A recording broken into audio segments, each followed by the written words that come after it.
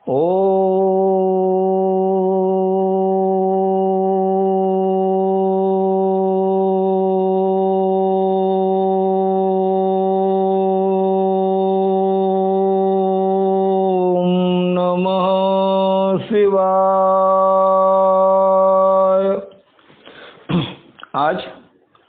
पावन ग्रंथ शिव महापुराण का 48वां दिन। आइए भक्तिपूर्वक आनंदमय होकर श्रवण करते हैं। पंचाक्षर मंत्र के जप तथा भगवान शिव के भजन पूजन की महिमा, अग्नि कार्य के लिए कुंड और वेदी आदि के संस्कार, शिवाग्नि की स्थापना और उसके संस्कार, होम, पूर्णाहुति, भस्म के संग्रह एवं रक्षण की विधि तथा हवनांत में किए जाने वाले कृत्य का वर्णन। उपमन्यु कहते हैं कि यदुनंदन, कोई बड़ा भारी पाप करके भी भक्ति भाव से पंचाक्षर मंत्र द्वारा यदि देवेश्वर शिव का पूजन करे तो वह पाप से मुक्त हो जाता है। जो भक्ति भाव से पंचाक्षर मंत्र द्वारा एक ही बार शिव का पूजन कर लेता है वह भी शिव मंत्र के गौरव व शिव धाम को चला जाता है। जो मूढ़ दुर्लभ मानव जन्म पाकर भगवान शिव की अर्चना नहीं करता उसका वह जन्म निष्फल है, क्योंकि वह मोक्ष का साधक नहीं होता। जो दुर्लभ मानव जन्म पाकर पिनाकमणि महादेव जी की आराधना करते हैं उन्हीं का जन्म सफल है और वे ही कृतार्थ एवं श्रेष्ठ मनुष्य हैं। जो भगवान शिव की भक्ति में तत्पर रहते हैं, जिनका चित्त भगवान शिव के सामने प्रणत होता है तथा जो सदा ही भगवान शिव के चिंतन में लगे रहते हैं, वे कभी दुख के भागी नहीं होते। मनोहर भवन, हाव भाव विलास से विभूषित तरुणी स्त्रियां और जिससे पूर्ण तृप्ति हो जाए इतना धन, ये सब भगवान शिव की आराधना के फल हैं। जो देवलोक में महान भोग और राज्य चाहते हैं वे सदा भगवान शिव के चरणों और बिंदों का चिंतन करते हैं। सौभाग्य, कांतिमान रूप, बल, त्याग, दया भाव, शूरता और विश्व में प्रख्याति, ये सभी बातें भगवान शिव की पूजा करने वाले लोगों को ही सुलभ होती हैं। इसीलिए जो अपना कल्याण चाहता हो उसे सब कुछ छोड़कर केवल भगवान शिव में मन लगा उसकी आराधना करनी चाहिए। जीवन बड़ी तेजी से जा रहा है, जवानी शीघ्रता से बीती जा रही है और रोग तीव्र गति से निकट आ रहा है। इसीलिए सबको पिनाक पाणी महादेव जी की पूजा करनी चाहिए जब तक मृत्यु नहीं आती है, जब तक वृद्धावस्था का आक्रमण नहीं होता और जब तक इंद्रियों की शक्ति क्षीण नहीं हो जाती है, तब तक ही भगवान शंकर की आराधना कर लो। भगवान शिव की आराधना के समान दूसरा कोई धर्म तीनों लोकों में नहीं है। अब मैं अग्नि कार्य का वर्णन करूंगा। कुंड में, स्थंडिल पर, वेदी में, लोहे के हवन पात्र में या नूतन सुंदर मिट्टी के पात्र में विधि पूर्वक अग्नि की स्थापना करके उसका संस्कार करे। तत्पश्चात वहां महादेव जी की आराधना करके होम कर्म आरंभ करे। कुंड 2 या 1 हाथ लंबा चौड़ा होना चाहिए। वेदी को गोल या चौकोर बनाना चाहिए, साथ ही मंडल भी बनाना आवश्यक है। कुंड विस्तृत और गहरा होना चाहिए। उसके मध्य भाग में अष्टदल कमल अंकित करे, वह 2 या 4 अंगुल ऊंचा हो। कुंड के भीतर 2 बित्ते की ऊंचाई पर नाभि की स्थिति बताई गई है।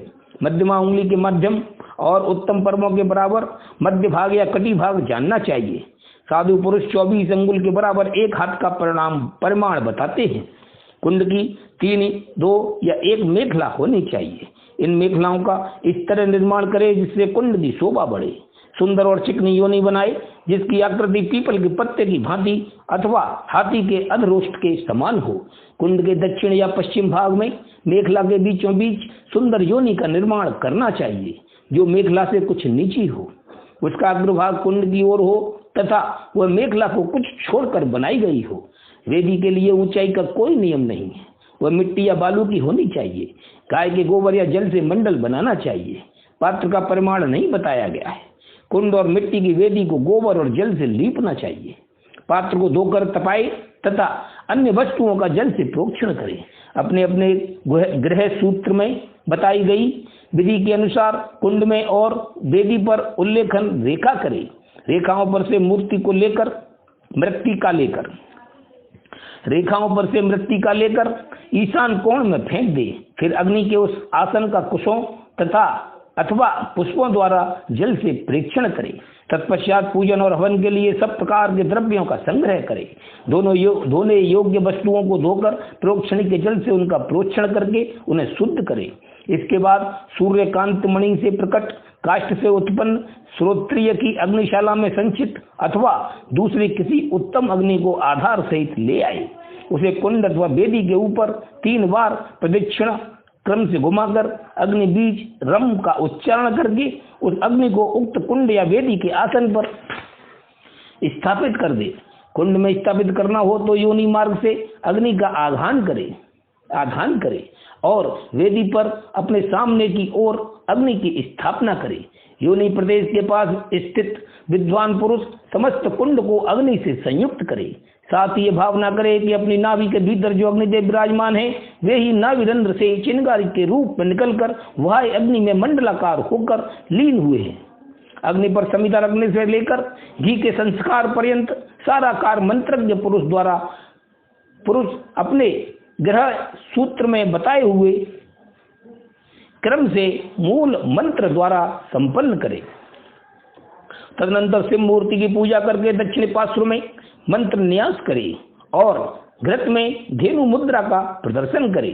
स्त्रुक और शिस्त्रुवा ये दोनों धातु के बने हुए हों तो ग्रहण करने के योग्य हैं, परंतु कांसी, लोहे और शीशे के बने हुए स्त्रुवा को नहीं ग्रहण करना चाहिए अथवा यज्ञ संबंधी काष्ठ के बने हुए स्त्रुवा ग्राह्य हैं। स्मृति या शिव शास्त्र में जो विहित हो वे ही ग्राह्य हैं अथवा ब्रह्म वृक्ष यानी पलाश या गूलर आदि के छिद्र रहित बिचले 2 पत्ते लेकर उन्हें कुछ से पोंछें और अग्नि में तपाकर फिर उनका प्रोक्षण करें। उन्हीं पत्तों को स्त्रुक और स्त्रुवा का रूप दे, उनमें घी उठाए और अपने गृह सूत्र में बताए हुए क्रम से शिव बीज यानी ओम सहित 8 बीजाक्षरों द्वारा अग्नि में आहुति देवे। इससे अग्नि का संस्कार संपन्न होता है। वे बीज इस प्रकार है: भ्रूम, स्तुम, ब्रुम, श्रुम, पुम, धूम, द्रुम। ये 7 हैं। इनमें शिव बीज ओम को सम्मिलित कर लेने पर 8 बीजाक्षर होते हैं। उपर्युक्त 7 बीज क्रम से अग्नि की 7 जिह्वाओं के हैं। उनकी मध्यमा जिह्वा का नाम भवरूपा है। उसकी 3 शिखाएं हैं। उनमें से एक शिखा दक्षिण में, दूसरी वाम दिशा यानी उत्तर में प्रज्वलित होती है और बीच वाली शिखा बीच में ही प्रकाशित होती है। ईशान कोण में जो जिह्वा है उसका नाम हिरण्या है। पूर्व दिशा में जो विद्यमान जिह्वा कनका नाम से प्रसिद्ध है, अग्नि कोण में रक्ता, नैऋत्य कोण में कृष्णा और वायव्य कोण में सुप्रभा नाम की जिह्वा प्रकाशित होती है। इनके अतिरिक्त पश्चिम में जो जिह्वा प्रज्वलित होती है उसका नाम मरुत है। इन सब की प्रवाह अपने अपने नाम के अनुरूप है। अपने अपने बीज के अनंतर क्रम से इनका नाम लेना चाहिए और नाम के अंत में स्वाहा का प्रयोग करना चाहिए। इस तरह जो जिह्वा मंत्र बनते हैं उनके द्वारा क्रम से प्रत्येक जिह्वा के लिए एक घी की आहुति दे दे, परंतु मध्यमा की 3 जिह्वाओं के लिए 3 आहुतियां दे। कुंड के मध्य भाग में रम वह नय स्वाहा बोलकर 3 आहुतियां दे। ये आहुतियां घी अथवा समिधा से देनी चाहिए। आहुति देने के पश्चात अग्नि में जल का सेचन करे। ऐसा करने पर वह अग्नि भगवान शिव की हो जाती है। फिर उसमें शिव के आसन का चिंतन करे और वहां अर्धनारीश्वर भगवान शिव का आवाहन करके पूजन करे। पाद्य आद्य आदि से लेकर दीपदान पर्यंत पूजन करके अग्नि का जल से प्रोक्षण करे। तत्पश्चात समिधाओं की आहुति दे। वे समिधाएं पलाश की या गूलर आदि दूसरे यज्ञ वृक्ष की होनी चाहिए। उनकी लंबाई 12 अंगुल की हो। समिधाएं टेढ़ी ना हो, स्वतः सूखी हुई भी ना हो, उनके छिलके न उतरे हों तथा उन पर किसी प्रकार की चोट न हो। सभी समिधाएं एक सी होनी चाहिए।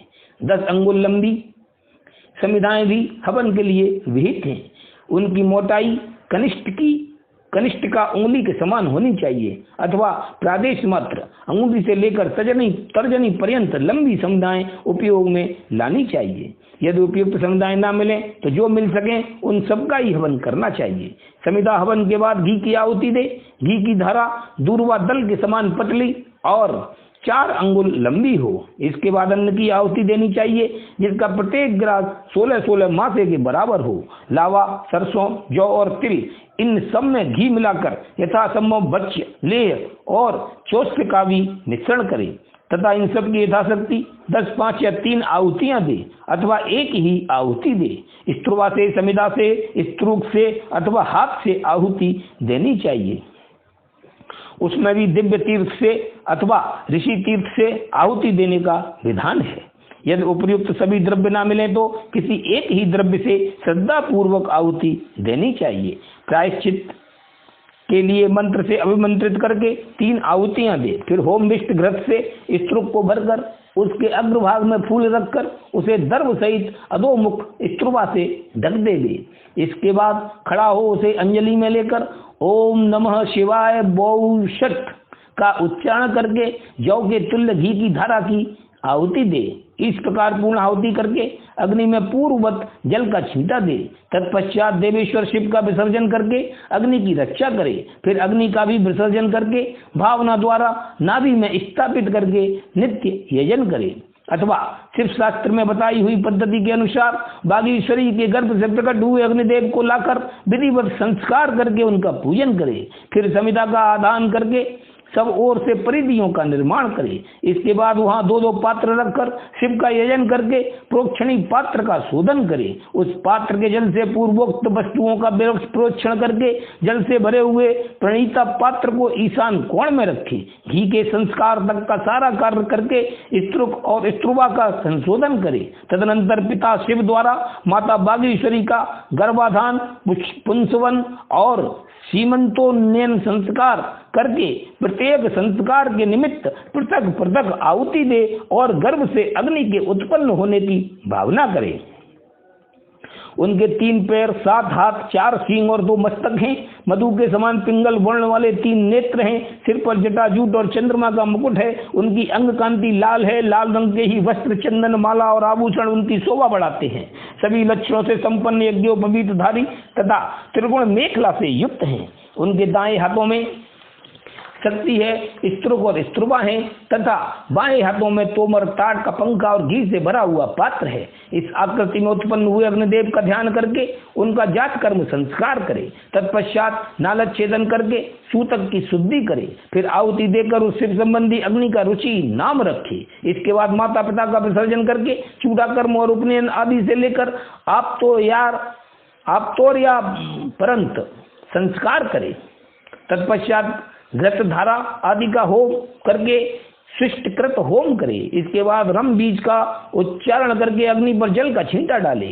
फिर ब्रह्मा, विष्णु, शिव, ईश, लोकेश्वर गण और उनके अस्त्रों का सब और क्रम से पूजन करके धूप दीप आदि की सिद्धि के लिए अग्नि को अलग निकालकर कर्म विधि का ज्ञाता पुरुष पुनः घृत युक्त पूर्वोक्त होम द्रव्य तैयार करके अग्नि में आसन की कल्पना यानी भावना करे और उस पर पूर्ववत महादेव और महादेवी का आवाहन पूजन करके पूर्णाहुति पर्यंत सभी कार्य संपन्न करे।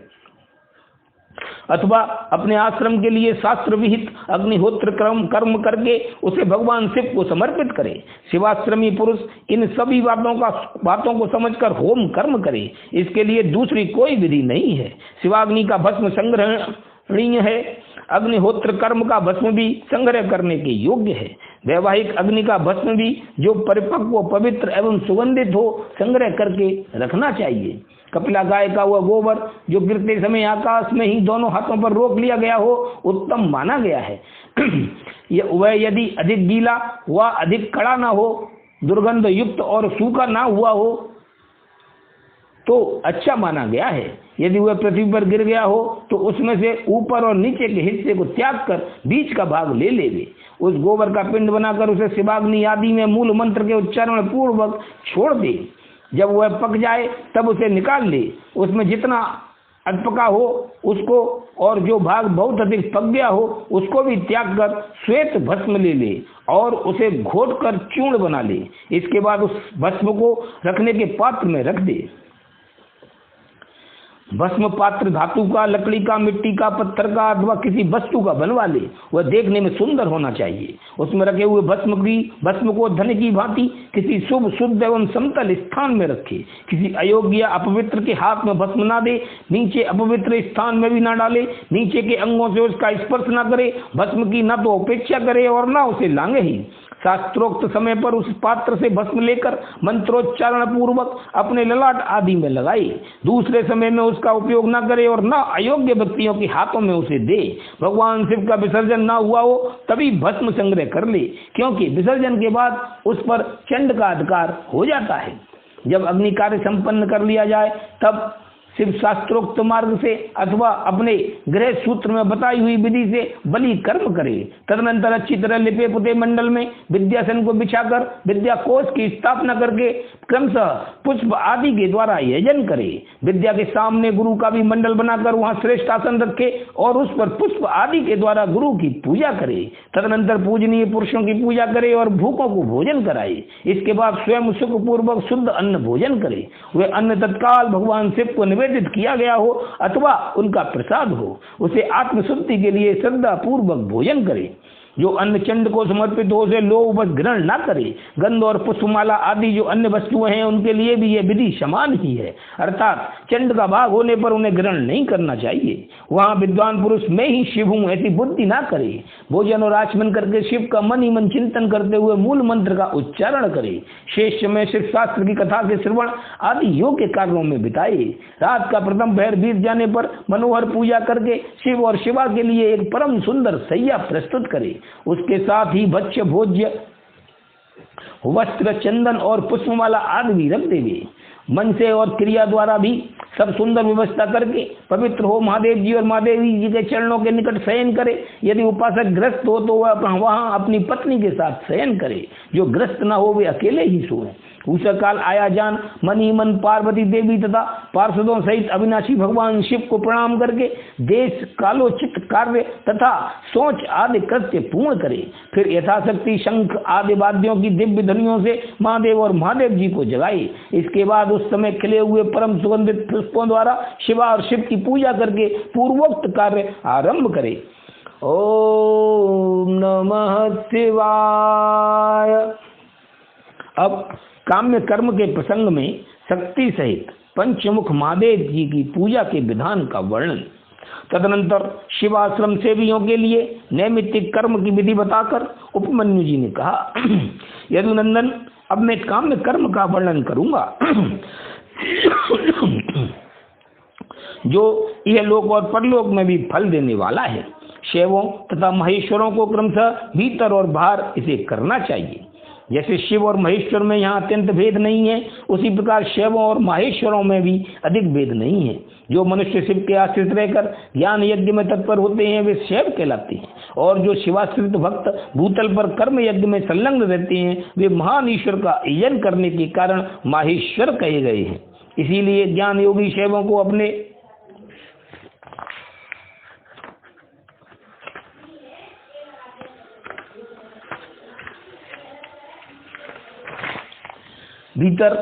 अपने भीतर भगवान द्वारा कर्म का अनुष्ठान करना चाहिए, और कर्म परायण महेश्वरों को भी बाहर भीत द्रव्यों तथा उपकरणों द्वारा उसका संपादन करना चाहिए। आगे बताए जाने वाले कर्म के प्रयोग में उनके लिए कोई भेद नहीं है। गंध वर्ण और रस आदि के द्वारा विधि पूर्वक भूमि की परीक्षा करके मनो अभिलाषित स्थान पर आकाश में चंदोबा तान देवे और उस स्थान को भली भांति लीप पोत कर दर्पण के समान स्वच्छ बना दे। तत्पश्चात शास्त्रोक्त मार्ग से वहां पहले पूर्व दिशा की कल्पना करे। उस दिशा में 1 या 2 हाथ का मंडल बनाए। उस मंडल में सुंदर अष्टदल कमल अंकित करे। कमल में कर्णिका भी होनी चाहिए। यथा संभव संचित रत्न और सुवर्ण आदि के चूर्ण से उसका निर्माण करे। वह अत्यंत शोभायमान और 5 आवरणों से युक्त हो। कमल के 8 दलों में पूर्वादि क्रम से अणिमा आदि 8 सिद्धियों की कल्पना करे तथा उनके केशरों में शक्ति सहित वामदेव आदि 8 रुद्रों को पूर्वादि दल के क्रम से स्थापित करे। कमल की कर्णिका में वैराग्य को स्थान दे और बीजों में नवशक्तियों की स्थापना करे। कमल के कंद में शिव संबंधी धर्म और नाल में शिव संबंधी ज्ञान की भावना करे।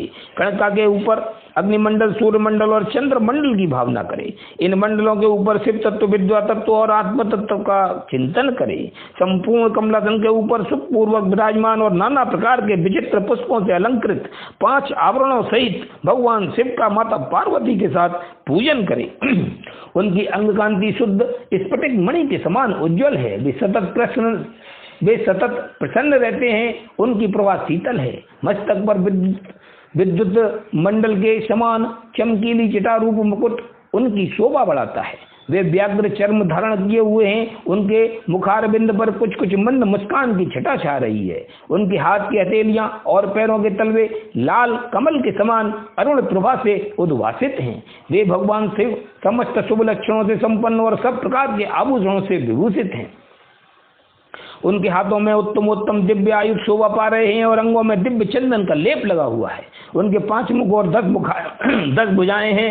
अर्धचंद्र उनकी शिखा के मणि हैं। उनका पूर्ववर्ती मुख प्रातः काल के सूर्य की भांति अरुण प्रभा से उद्भासित एवं सौम्य है। उसमें 3 नेत्र रूपी कमल खिले हुए हैं तथा सिर पर बाल चंद्रमा का मुकुट शोभा पाता है। दक्षिण मुख नील जलधर के समान श्याम प्रभा से भासित होता है। उसकी भौहें टेढ़ी हैं, वह देखने में भयानक है। उसमें गोलाकार लाल लाल आंखें दृष्टिगोचर होती हैं। दाढ़ों के कारण वह मुख विकराल जान पड़ता है। उसका पराभव करना किसी के लिए भी कठिन है। उसके अधर पल्लव फड़कते रहते हैं। उत्तरवर्ती मुख मूंगे की भांति लाल है। काले काले केश पास उसकी शोभा बढ़ाते हैं। उसमें विभ्रम विलास से युक्त 3 नेत्र हैं और उसका मस्तक अर्धचंद्रमय मुकुट से विभूषित है। भगवान शिव का पश्चिम मुख पूर्ण चंद्रमा के समान उज्ज्वल तथा 3 नेत्रों से प्रकाशमान है। उसका मस्तक चंद्रलेखा की शोभा धारण करता है। वह मुख देखने में सौम्य है और मंद मुस्कान की शोभा से उपासकों के मन को मोह लेता है। उनका 5वां मुख स्फटिक मणि के समान निर्मल चंद्रलेखा से समुज्ज्वल अत्यंत सौम्य और 3 प्रफुल्ल नेत्र कमलों से प्रकाशमान है।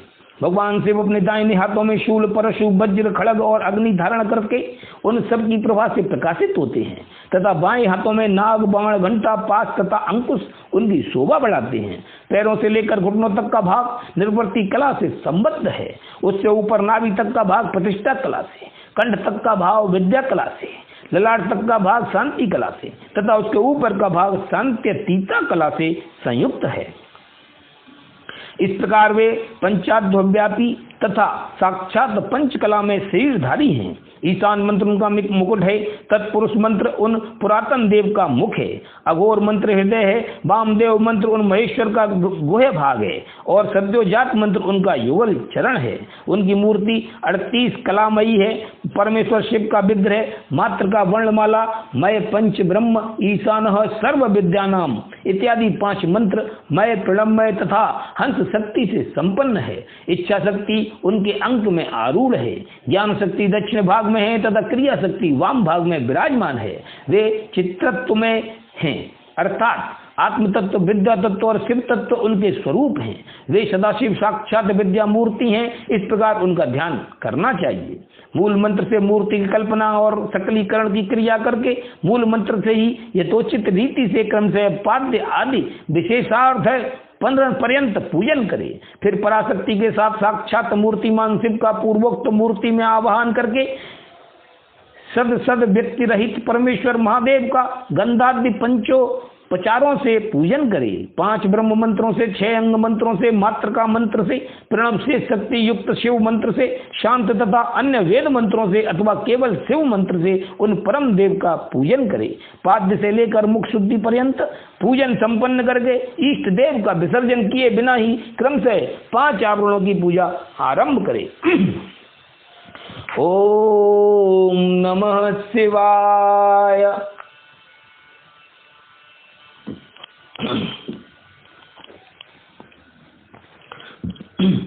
आवरण पूजा की विस्तृत विधि तथा उक्त विधि से पूजन की महिमा का वर्णन।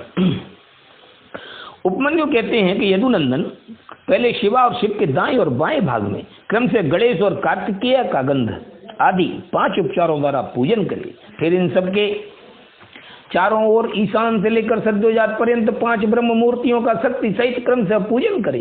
यह प्रथम आवरण में किया जाने वाला पूजन है। उसी आवरण में हृदय आदि 6 अंगों तथा शिव और शिवा का अग्निकोण से लेकर पूर्व दिशा पर्यंत 8 दिशाओं में क्रम से पूजन करे। वहीं वामा आदि शक्तियों के साथ वाम आदि 8 रुद्रों की पूर्वादि दिशाओं में क्रम से पूजा करे। यह पूजन वैकल्पिक है। यदुनंदन, ये मैंने तुमसे प्रथम आवरण का वर्णन किया है। अब प्रेम पूर्वक दूसरे आवरण का वर्णन किया जाता है। श्रद्धा पूर्वक सुनो। पूर्व दिशा वाले दल में अनंत का और उनके वाम भाग में उनकी शक्ति का पूजन करे। दक्षिण दिशा वाले दल में शक्ति सहित सूक्ष्म देव की पूजा करे। पश्चिम दिशा के दल में शक्ति सहित शिवोत्तम का, उत्तर दिशा वाले दल में शक्ति युक्त एक नेत्र का, ईशान कोण वाले दल में एक रुद्र और उनकी शक्ति का, अग्नि कोण वाले दल में त्रिमूर्ति और उनकी शक्ति का, नैऋत्य कोण के दल में श्रीकंठ और उनकी शक्ति का, तथा वायव्य कोण वाले दल में शक्ति सहित शिखंड ईश का पूजन करे। समस्त चक्रवर्तियों की भी द्वितीय आवरण में ही पूजा करनी चाहिए। तृतीय आवरण में शक्तियों द्वारा अष्टमूर्तियों का पूर्वादि 8 दिशाओं में क्रम से पूजन करे। भव, शर्म, ईशान, रुद्र, पशुपति, उग्र, भीम और महादेव, ये क्रम से 8 मूर्तियां हैं। इसके बाद उसी आवरण में शक्तियों द्वारा महादेव आदि 11 मूर्तियों की पूजा करनी चाहिए। महादेव, शिव, रुद्र, शंकर, नील लोहित, ईशान, विजय, भीम, देवदेव,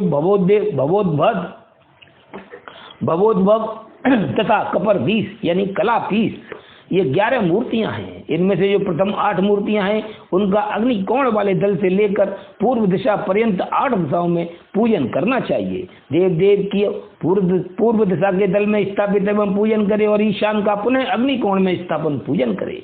फिर इन दोनों के बीच में भवोद्भव की पूजा करे और उन्हीं के बाद कपालीस या कपर्दीस का स्थापन पूजन करना चाहिए। उस तृतीय आवरण में फिर वृषभराज का पूर्व में, नंदी का दक्षिण में, महाकाल का उत्तर में, शास्ता का अग्नि कोण के दल में, मातृकाओं का दक्षिण दिशा के दल में, गणेश जी का नैऋत्य कोण के दल में, कार्तिकेय का पश्चिम दल में, ज्येष्ठा का वायव्य कोण के दल में, गौरी का उत्तर दल में, चंड का ईशान कोण में तथा शास्ता एवं नंदीश्वर के बीच में मुनीन्द्र वृषभ का यजन करे।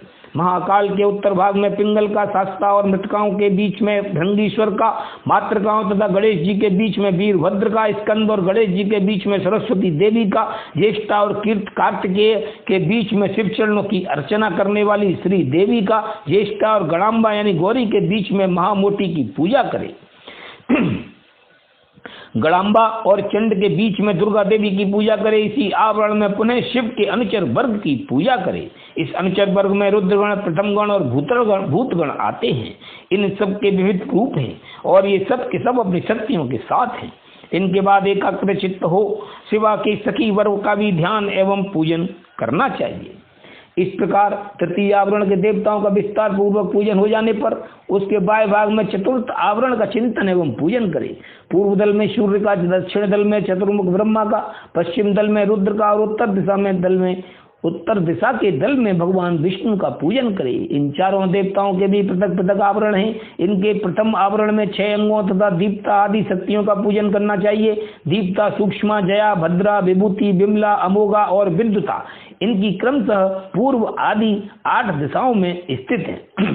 द्वितीय आवरण में पूर्व से लेकर उत्तर तक क्रम से 4 मूर्तियों की और उसके बाद उनकी शक्तियों की पूजा करें। आदित्य, भास्कर, भानु और रवि, ये 4 मूर्तियां क्रमशः पूर्वादि 4 दिशाओं में पूजनीय हैं।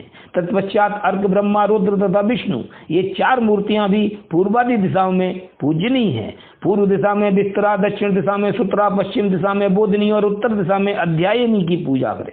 ईशान कोण में उषा की, अग्नि कोण में प्रभा की, नैऋत्य कोण में प्रज्ञा की और वायव्य कोण में संध्या की पूजा करें।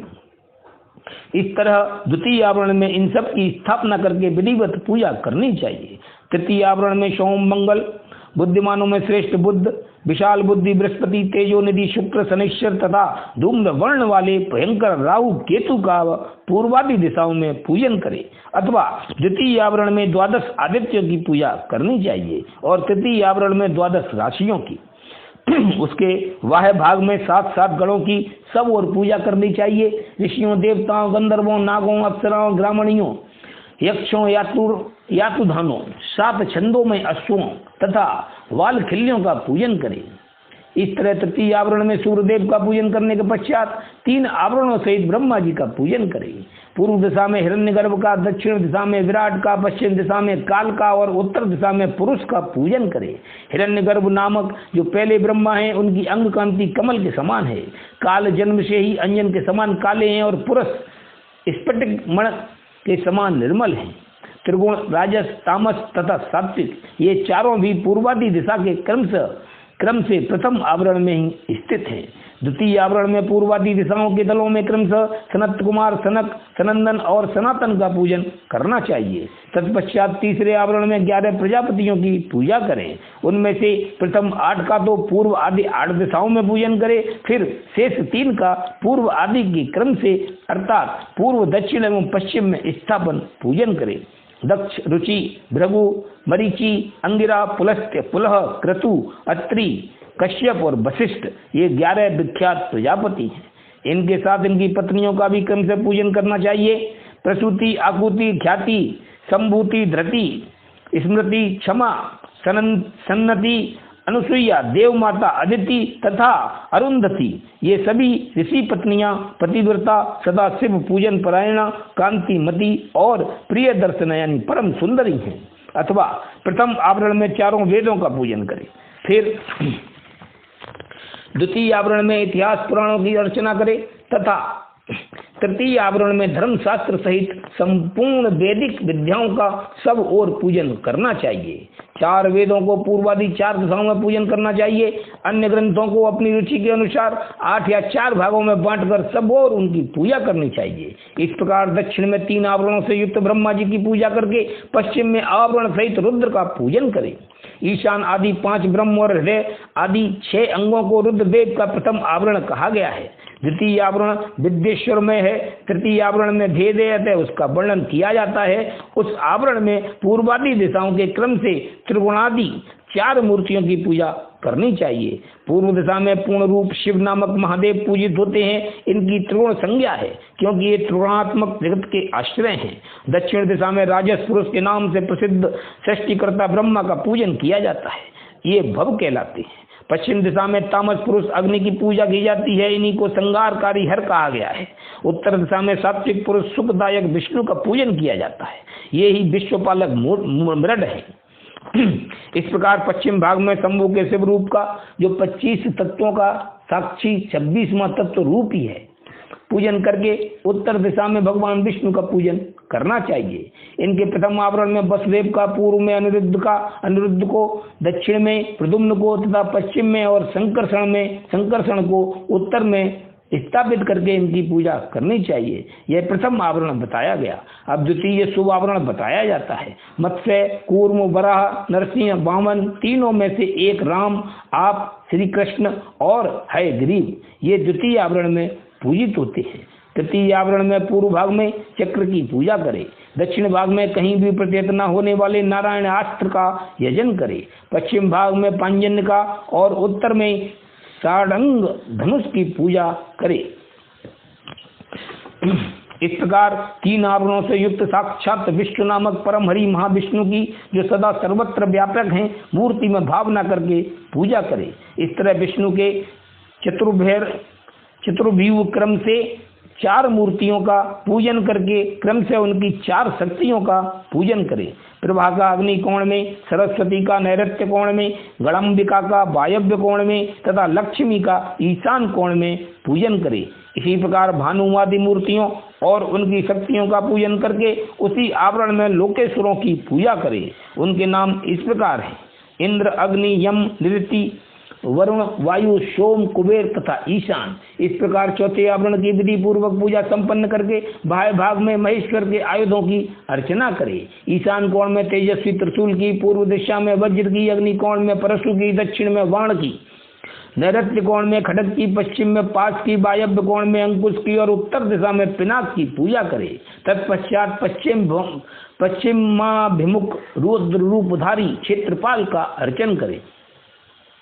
इस तरह पंचम आवरण की पूजा का संपादन करके समस्त आवरण देवताओं के बाह्य भाग में अथवा 5वें आवरण में ही मातृकाओं सहित महावृषभ नंदिकेश्वर का पूर्व दिशा में पूजन करे। तदनंतर समस्त देवयानियों की चारों ओर अर्चना करे। इसके सिवा जो आकाश में विचरने वाले ऋषि, सिद्ध, दैत्य, यक्ष, राक्षस, अनंत आदि नागराज, उन नागेश्वरों के कुल में उत्पन्न हुए अन्य नाग, डाकिनी, भूत, वेताल, प्रेत और भैरवों के नायक, नाना योनियों में उत्पन्न हुए अन्य पातालवासी जीव, नदी, समुद्र, पर्वत, वन, सरोवर, पशु, पक्षी, वृक्ष, कीट आदि क्षुद्र योनि के जीव, मनुष्य, नाना प्रकार के आकार वाले मृग, क्षुद्र जंतु, ब्रह्मांड के भीतर के लोक, कोटि कोटि ब्रह्मांड, ब्रह्मांड के बाहर के असंख्य भुवन और उनके अधीश्वर तथा दसों दिशाओं में स्थित ब्रह्मांड के आधारभूत रुद्र हैं, और गुण जनित, माया जनित, सत्य जनित तथा उससे भी परे जो कुछ भी शब्द वाक्य जड़ चेतनात्मक प्रपंच है, उन सबको शिवा और शिव के पास भाग में स्थित जानकर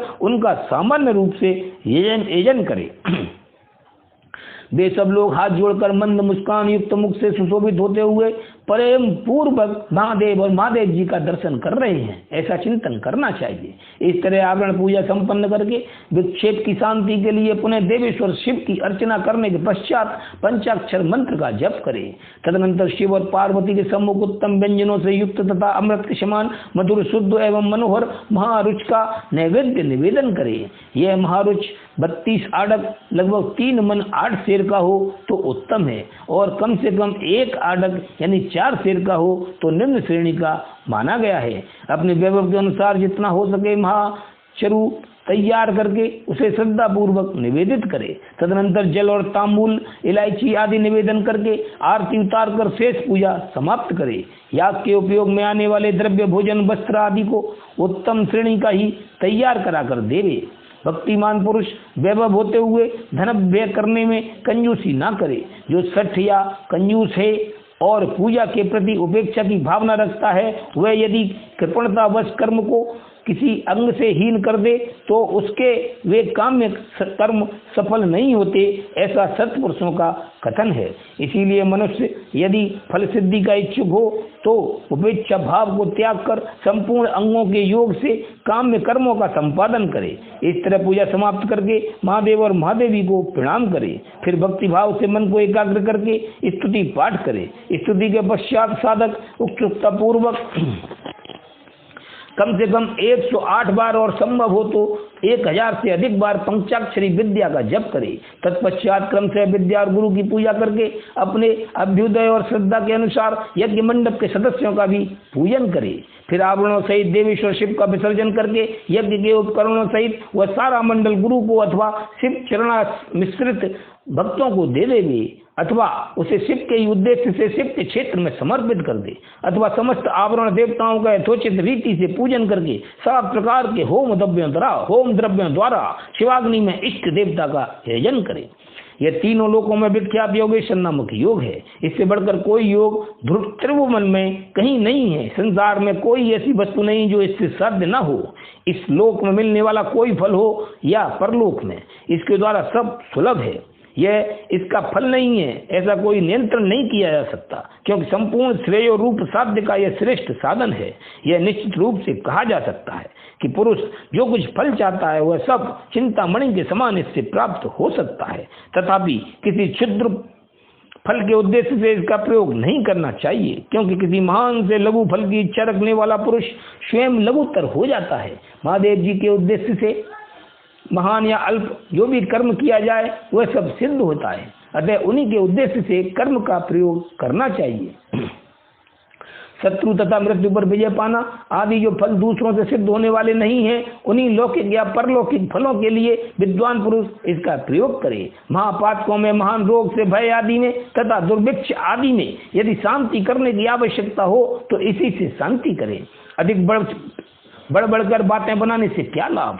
इस योग को महेश्वर शिव ने शैवों के लिए बड़ी भारी आपत्ति का निवारण करने वाला अपना निजी अस्त्र बताया है। अतः इससे बढ़कर यहाँ कोई रक्षक नहीं है। ऐसा समझकर इस कर्म का प्रयोग करने वाला पुरुष सुख फल का भागी होता है। जो प्रतिदिन पवित्र एवं एकाग्र चित्त होकर इस स्तोत्र मात्र का पाठ करता है वह भी अभीष्ट प्रयोजन का अष्टमांश फल पा लेता है। जो अर्थ का अनुसंधान करते हुए पूर्णिमा, अष्टमी अथवा चतुर्दशी को उपवास पूर्वक इस स्तोत्र का पाठ करता है उसे आधा अभीष्ट फल प्राप्त हो जाता है। जो अर्थ का अनुसंधान करते हुए लगातार 1 मास तक स्तोत्र का पाठ करता है और पूर्णिमा, अष्टमी एवं चतुर्दशी को व्रत रखता है वह संपूर्ण अभीष्ट फल का भागी होता है। ओम नमः शिवाय। अब शिव के 5 आवरणों में स्थित सभी देवताओं की स्तुति तथा उनसे अभीष्ट पूर्ति एवं मंगल की कामना। उपमन्यु रुवाच स्तोत्रम वक्ष्यामि ते कृष्ण पंचावरण मार्गतः योगेश्वरमिदं पुण्यम कर्म येन समाप्यते। उपमन्यु कहते हैं कि श्री कृष्ण, अब मैं तुम्हारे समक्ष पंचावरण मार्ग से किए जाने वाले स्तोत्र का वर्णन करूंगा, जिससे यह योगेश्वर नामक पुण्य कर्म पूर्ण रूप से संपन्न होता है। जय जय जगदेकनाथ शंभो, प्रकृति मनोहर नित्य चित्त स्वभाव, अतिगत कलुष प्रपंच वाचा, मपि मनसाम पदवी मतीत तत्वम। जगत के एकमात्र रक्षक, नित्य चिन्मय स्वभाव, प्रकृति मनोहर शंभो, आपका तत्व कलुष राशि से रहित, निर्मल वाणी तथा मन की पहुंच से भी परे है। आपकी जय हो, जय हो। स्वभाव निर्मला भोग, जय सुंदर चेष्टित स्वात्म तुल्य महाशक्ति, जय शुद्ध गुणार्गव गुणार्गव। आपका श्री विग्रह स्वभाव से ही निर्मल है, आपकी चेष्टा परम सुंदर है। आपकी जय हो, आपकी महाशक्ति आपके ही तुल्य है। आप विशुद्ध कल्याण में गुणों के महासागर हैं, आपकी जय हो। अनंत कांति संपन्न, जया सदृश विग्रह, अतकिर महिमाधार, जयानाकुल मंगल। आप अनंत कांति से संपन्न हैं, आपके श्री विग्रह की कहीं तुलना नहीं है, आपकी जय हो। आप अतर्क के महिमा के आधार हैं तथा शांति में मंगल के निकेतन हैं, आपकी जय हो। निरंजन निराधार जय, निष्कारणोदय, निरंतर परानंद जय, निर्वर्ती कारण। निरंजन यानी निर्मल आधार रहे तथा बिना कारण के प्रकट होने वाले शिव, आपकी जय हो। निरंतर परमानंदमय शांति और सुख के कारण, आपकी जय हो। ज्ञाति परमेश्वर्य, ज्ञाति करुणास्पद, जय स्वतंत्र सर्वस्व, जया सदृश वैभव। अतिशय उत्कृष्ट ऐश्वर्य से सुशोभित तथा अत्यंत करुणा के आधार, आपकी जय हो। प्रभु, आपका सब कुछ स्वतंत्र है तथा आपके वैभव की कहीं समता नहीं है, इसलिए आपकी जय हो, जय हो, जय हो। जयाव्रत महाविश्व, जयानाव्रत केनचित, जयोत्तर समस्तस्य ज्ञात्यंति निरुत्तर।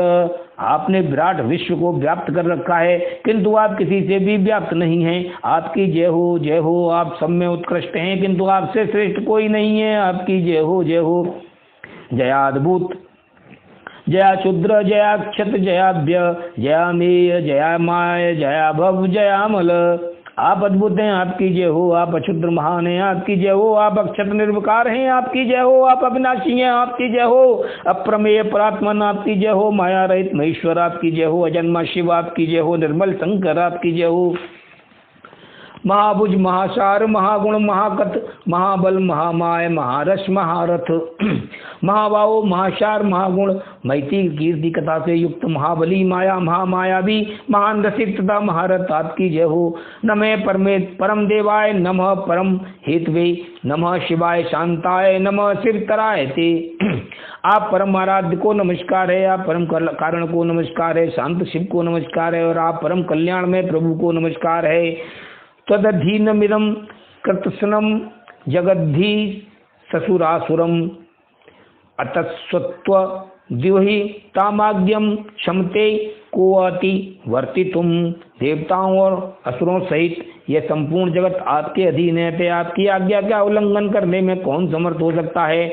अयम पुनर्जन्मो नित्य भवदेक समास्त्र है, भवान तो अनुग्रहस्मै प्रातितम संप्रयच्छतु। हे सनातन देव, यह सेवक एकमात्र आपके ही आश्रित है, अतः आप इस पर अनुग्रह करके इसे इसकी प्रार्थित वस्तु प्रदान करें।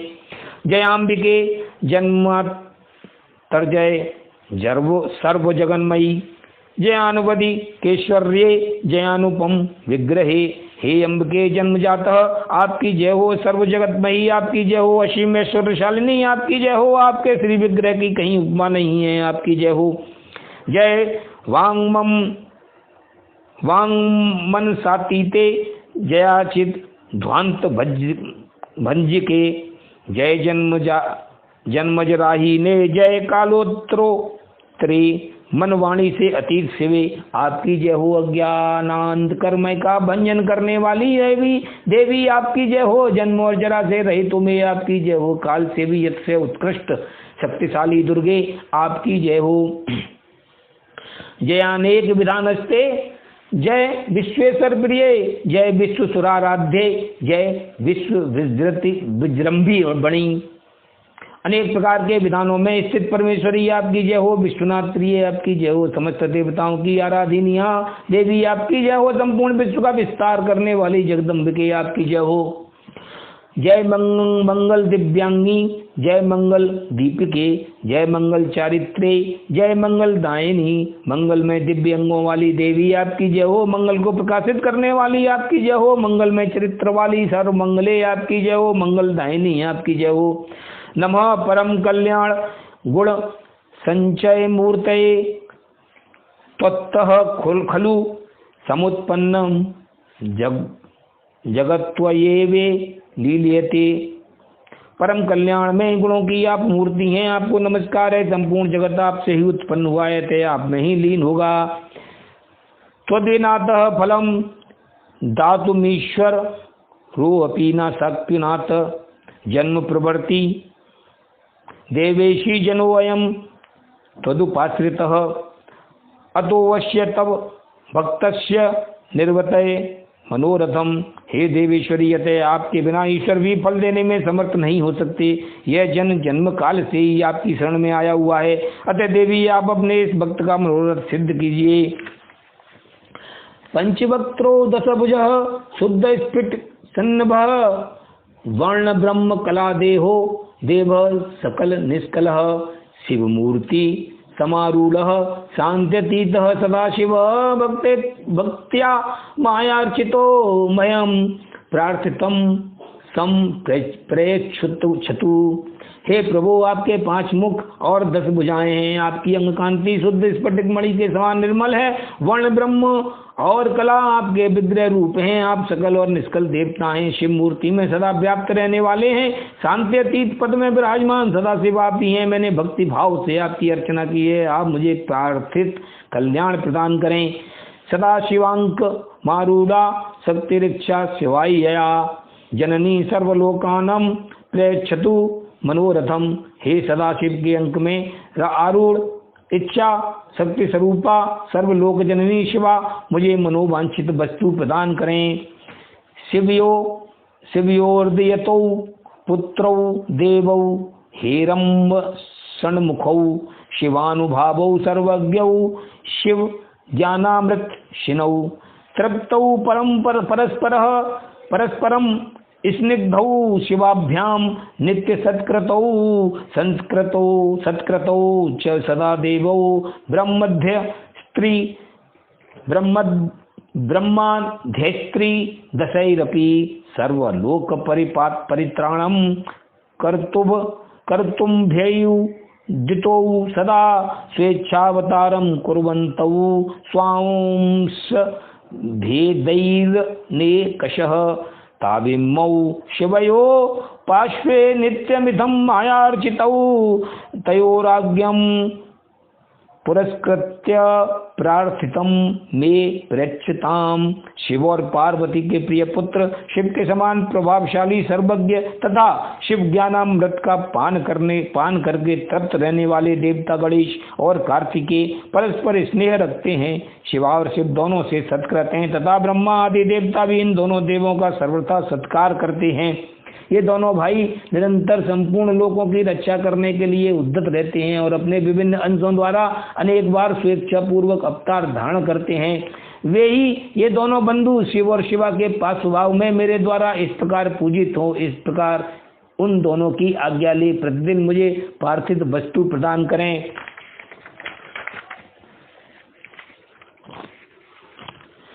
शुद्ध स्फटिक संकाश मीशानाख्यम सदाशिवम मूर्धाभिमानी मूर्त्य शिवस्य परमात्मनः शिवार्चनरतं शांतं शांत्यतीतं खमास्थितं पंचाक्षरमारान्तिमं बीजं कलाभ्यः पंचभिर्युतं प्रथमावरणे पूर्वं शक्त्या समर्चितं पवित्रं परं ब्रह्म प्रार्थितं मे प्रयुच्छत।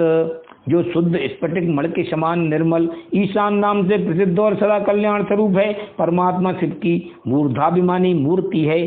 शिवार्चन में रत शांत शांत्यतीत कला में प्रतिष्ठित आकाश मंडल में स्थित शिव पंचाक्षर का अंतिम बीज रूप 5 कलाओं से युक्त और प्रथम आवरण में सबसे पहले शक्ति के साथ पूजित है।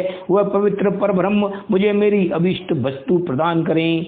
बाल सूर्य प्रतीकाशम पुरुषाख्यम पुरातनम पूर्व वक्त्राभिमानम च शिवस्य परमेष्टिनः शांत्यात्मकम मरुत संस्थम शंभो पादार्चने रतम प्रथमम शिवबीजेषु कलासु च चतुष्कलम पूर्व भागे मया भक्त्या शक्त्या से समर्चितम पवित्रम परम ब्रह्म परार्थम मे प्रयच्छतु। जो प्रातः काल के सूर्य की भांति अरुण प्रभा से युक्त पुरातन तत्पुरुष नाम से विख्यात श्रेष्ठी शिव के पूर्ववर्ती मुख का अभिमानी शांति कला स्वरूप या शांति कला में प्रतिष्ठित वायुमंडल में स्थित शिव चरणार्चन परायण शिव के बीजों में प्रथम और कलाओं में 4 कलाओं से युक्त है। मैंने पूर्व दिशा में भक्ति भाव से शक्ति सहित जिसका पूजन किया है वह पवित्र परब्रह्म शिव मेरी प्रार्थना सफल करें। ओम नमः शिवाय।